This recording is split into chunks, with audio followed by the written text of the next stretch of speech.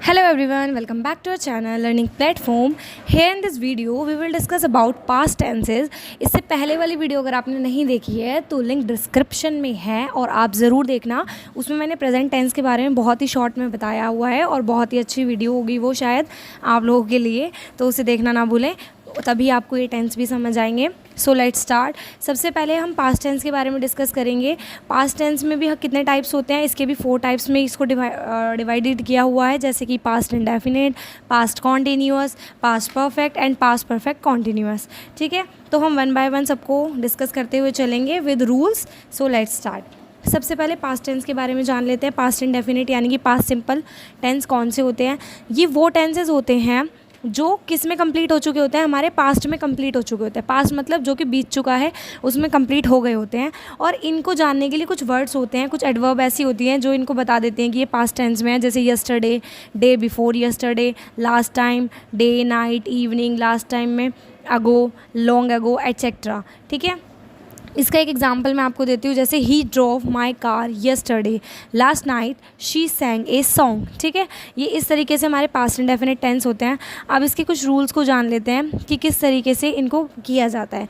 तो सबसे पहले पॉजिटिव टेंस बनाने में पास्ट इंडेफिनिट का आपको चाहिए सब्जेक्ट, और उसके बाद हमेशा वर्ब की सेकेंड फॉर्म लगती है पास्ट टेंस में, पास्ट इंडेफिनिट में, और उसके बाद चाहिए हमें ऑब्जेक्ट. जैसे कि एक एग्जाम्पल मैं आपको दे देती हूँ.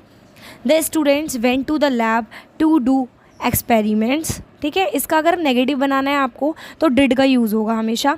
तो आपको नेगेटिव बनाने में सब्जेक्ट डिड, डिड के बाद नॉट, वर्ब की फर्स्ट फॉर्म लगेगी इसमें, देन ऑब्जेक्ट लगेगा. जैसे कि he did not participate in the skit. ठीक है, कि वो पार्टिसिपेट नहीं करता. इंटेरोगेटिव में डिड सब्जेक्ट और वर्ब की फर्स्ट फॉर्म के साथ ऑब्जेक्ट लगेगा, जैसे डिड ही स्पीक इंग्लिश. बाकी सीरीज़ आपके सामने है, आप नोट डाउन कर सकते हैं और उसको समझ सकते हैं. अब हम सेकंड टेंस पे आते हैं अपने, कौन सा, पास्ट कॉन्टीन्यूअस इसका. ठीक है, इंडेफिनिट हम समझ चुके हैं. अब कॉन्टीन्यूअस में क्या होता है, कौन से टेंस होते हैं. These tense is use to describe an action which was in process at a particular time of the past. जो कि पास्ट के एक पर्टिकुलर टाइम में चल रहा होता है. The particular time of the past can be shown by adverbs like at that time, at that moment, और एडवर्ब क्लोज ऑफ टाइम. जैसे कि एक एग्जाम्पल मैं आपको देती हूँ. At that time I was doing my homework. ठीक है, पास्ट कॉन्टीन्यूअस टेंस वही होते हैं जो कि जिनका प्रोसेस चल रहा होता है, किसमें, पास्ट में चल रहा होता है. जैसे कि अब रूल्स पे आ जाते हैं. अगर पॉजिटिव टेंस आपको बनाना है तो आपको कैसे लिखना है होगा. पॉजिटिव का रूल बनाने के लिए रूल्स होते हैं इसके पॉजिटिव के. ठीक है, सब्जेक्ट प्लस वॉज वर्ब की फर्स्ट फॉर्म के साथ आईएनजी, देन ऑब्जेक्ट. जैसे he was playing video game on my mobile yesterday. Negative बनाने के लिए आपको वॉज वर्ब के साथ नॉट लगाना है, बाकी आपका वही चलेगा, वर्ब की फर्स्ट फॉर्म आईएनजी. जैसे Manish was not playing chess. ठीक है, इंटेरोगेटिव अगर आप इंटेरोगेटिव करते हैं तो इंटेरोगेटिव में आपका वॉज वर्ब पहले आ जाएगा, सब्जेक्ट वर्ब की फर्स्ट फॉर्म के साथ आईएनजी, देन ऑब्जेक्ट. बाकी सीरीज़ आपके सामने है, आप नोट डाउन कर सकते हैं और उसको समझ सकते हैं. कोई क्वेरी हो तो कमेंट बॉक्स में कमेंट करके पूछ सकते हैं. अब आ जाते हैं हम पास्ट परफेक्ट टेंस पे. ये कौन से टेंसेज होते हैं. These tenses use to describe an action which has been completed in the past at a particular time. It assumes that comparison of two actions, one following that other. It is used to express the first action out of the two.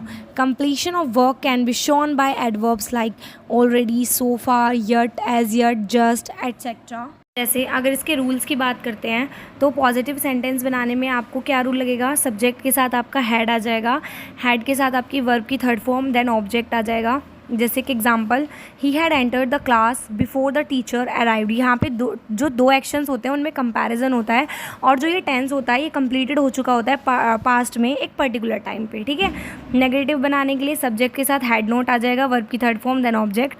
जैसे he had not done my mischief before today.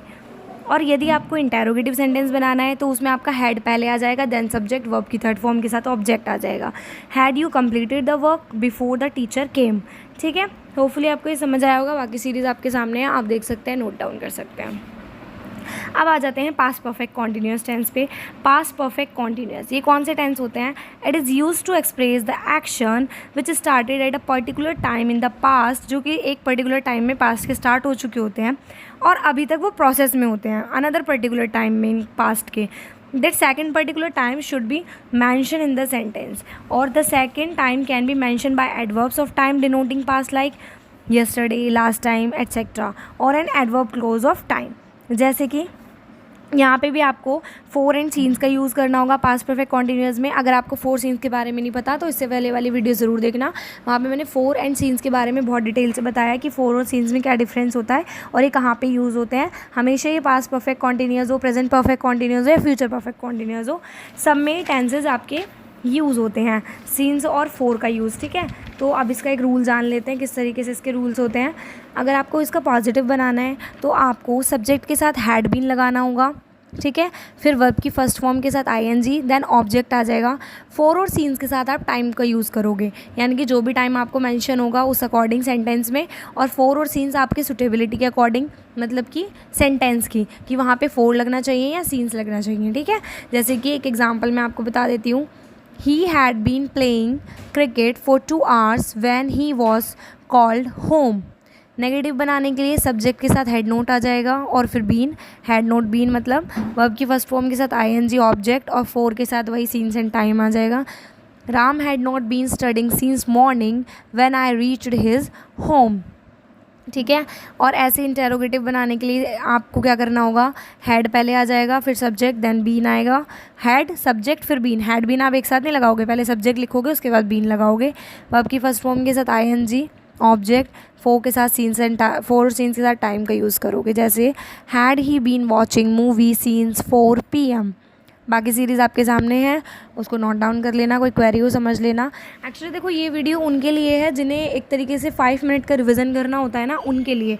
इस तरीके से मतलब अगर आप beginners हो तो शायद आपके लिए हेल्पफुल ना हो वीडियो, बट लेकिन अगर आपको पहले ही टेंसेस पता है और आपको 5 मिनट रिवीजन चाहिए किसी भी एग्ज़ाम से पहले, तो ये वीडियो शायद आपको बहुत हेल्प करेगी, क्योंकि इसमें बहुत ही शॉर्ट में मैंने सारे टेंसेस के बारे में बता दिया कि एक बार में आप रूल किस तरीके से लर्न कर सकते हैं।